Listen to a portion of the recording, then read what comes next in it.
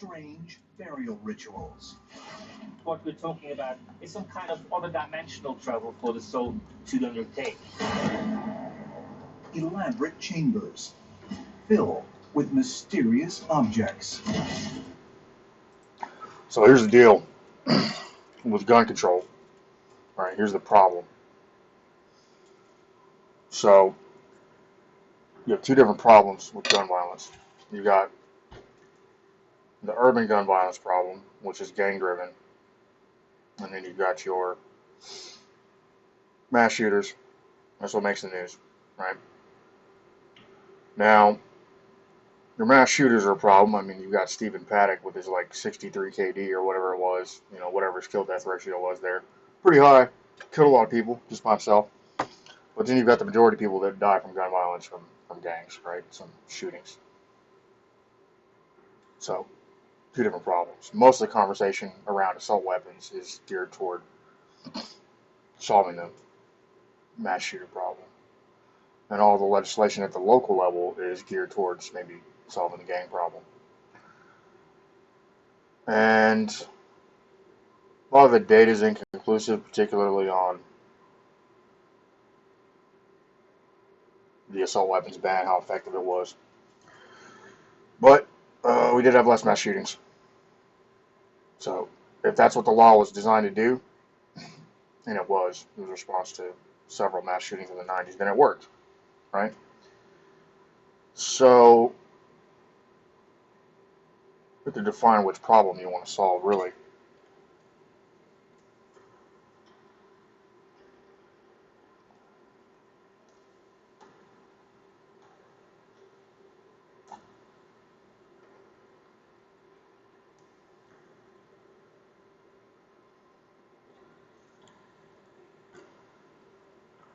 There's an argument that guns keep us free, but that's stupid. That's nonsense.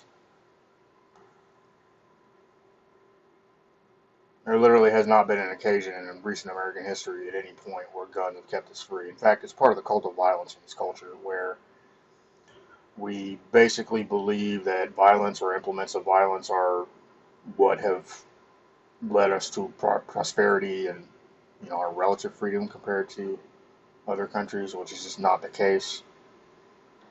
So if you're going to look at, for instance, wars that might have increased freedom in the United States or defended freedom, it would have been probably like the Civil War would have been the last example. In fact, it was the last example. So every other war that we've been engaged in, despite what anybody tells you about the troops defending freedom, was literally a war for the expansion and maintenance of American power. That's it. That's all it was. Nothing wrong with admitting that. So, but that's a common argument I hear from the conservative side. Now, this crap about these guns, what are these guns doing for anyone's freedom? What are they doing to prevent NSA spying? What are they doing to do anything?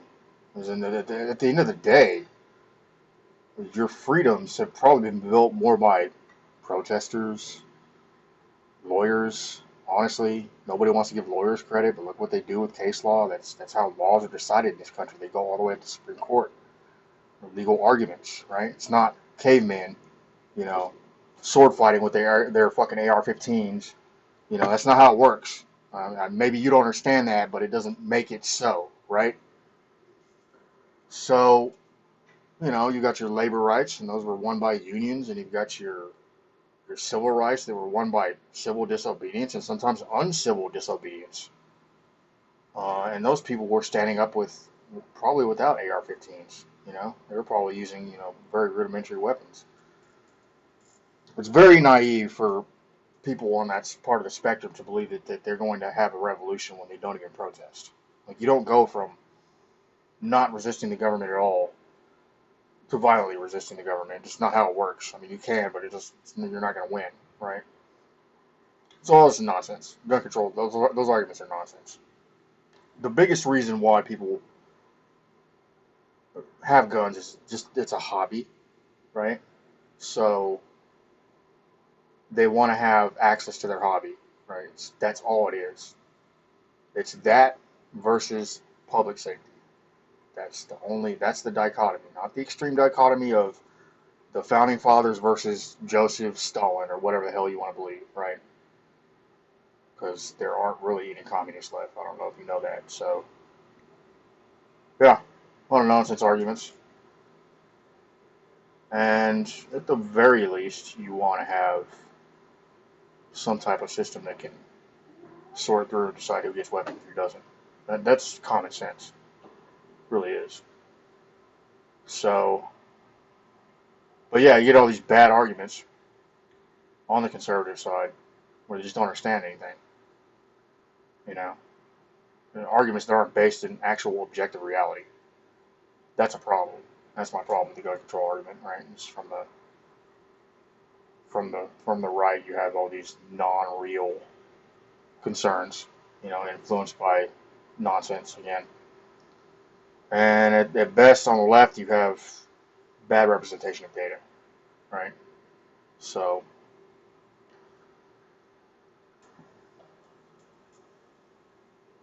but the documentary was called Targeted, right? And I think it was done during the Obama administration. So back when everybody was concerned that he was going to put us in camps or whatever the hell you guys were worried about during the Obama years. Real sane, right?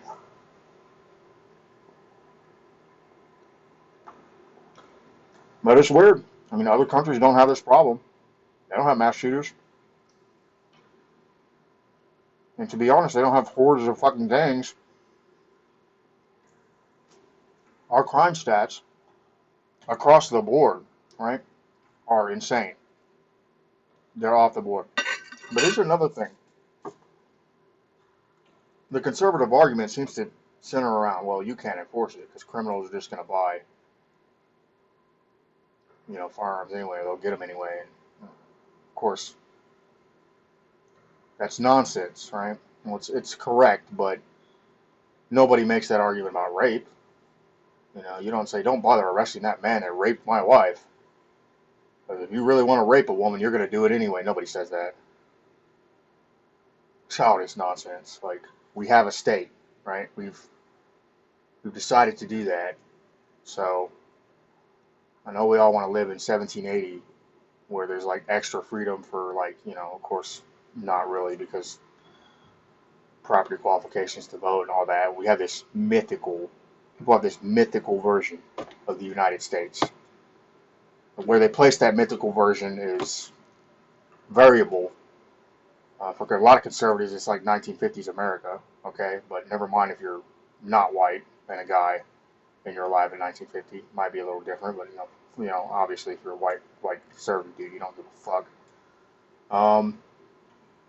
So yeah, I mean, it's really weird. Pretty obvious that it's a weird issue.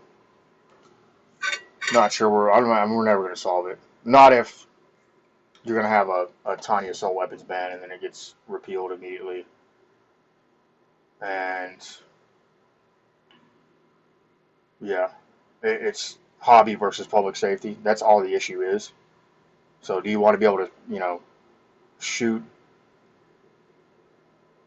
on a regular basis with no restrictions whatsoever, whatever kind of weapon you want, right? Never mind, we still have class 3 weapon restrictions, okay? So we can't own a machine gun, and that happened because during Prohibition we had little gangsters like John Dillinger running around and just bodying entire police forces. So we made a decision as a society not to be stupid anymore. So there's two sides, right?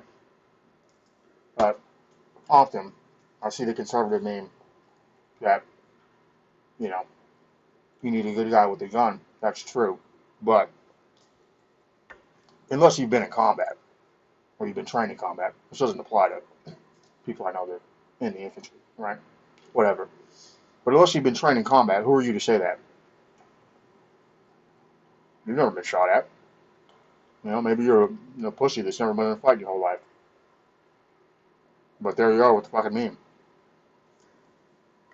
Just, getting all that goddamn pussy with that meme. That's what happens, right? So, That's nonsense. A lot of stupid arguments.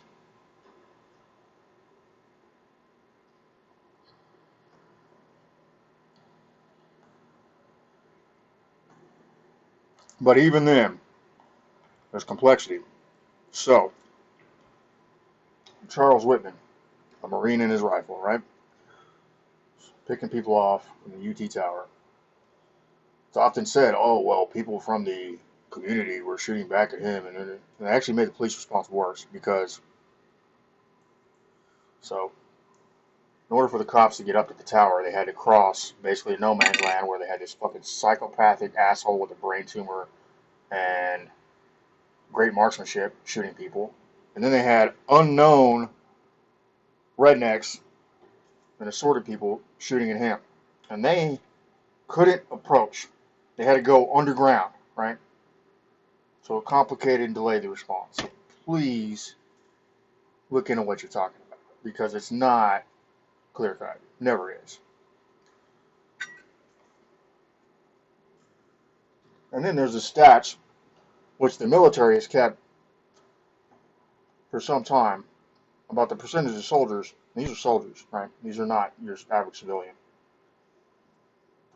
Percentage of soldiers that actually shoot the enemy.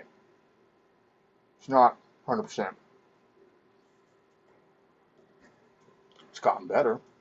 What I'm saying is, your average conservative person with perhaps very limited experience of violence is not going to run out there and John Wick everyone. That's not how it works. I mean, I know you think you're John Wick, but again, I mean, instigating and getting into a firefight, I mean, that's not to be taken lightly. So I really can't understand why we want to base our national policy around whether or not you want to shoot back at somebody. It's nonsense. That's not how you do it anyway.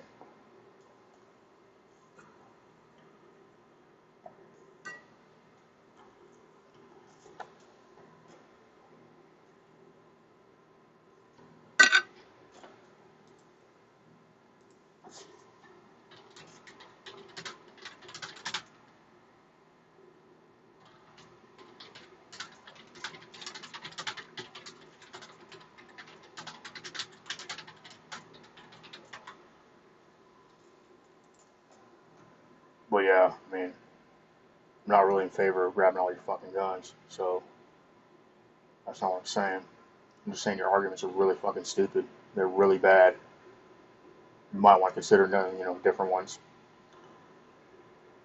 Like maybe the assault weapons ban wasn't very effective in terms of reducing overall fatalities, which it wasn't. It didn't really do anything about that. Of course, during that time period, one of the things that went into the law is they really want to ban the MAC-10 because you had all these fucking hood motherfuckers running around marauding with the MAC-10, drive-bys and whatnot. So they threw that in there too. So they're, two birds, one stone, right?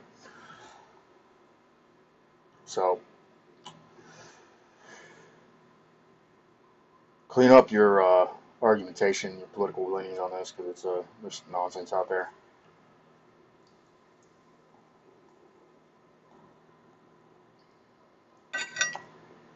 And not every Republican or conservative sucks the NRA's dick. So, you might want to consider you can be pro-military, pro-low taxes, and also hold a position where you're in favor of red flag laws or maybe a limited assault weapons ban. So,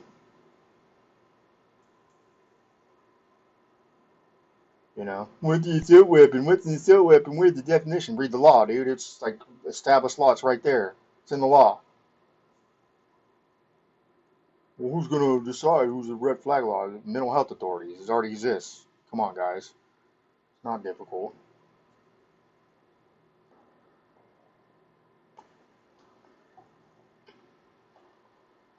If I can't trust you to use a fucking turn signal, why do I trust you with a gun? No, we're not saying like all our guns, right? We're saying like a serious one. So, why do I think some man-keepers looking motherfucker that can't operate his body correctly? He definitely can't operate a vehicle correctly. He definitely can't signal. He doesn't have enough sense to signal.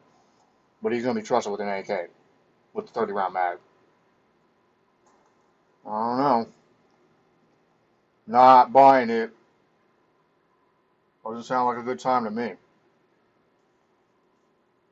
And in fact, the stats on people shooting themselves, we're talking accidental, that's pretty high too. And having been somebody that had fun and shit, you can, a lot of stupid shit happens with firearms in play. Definitely.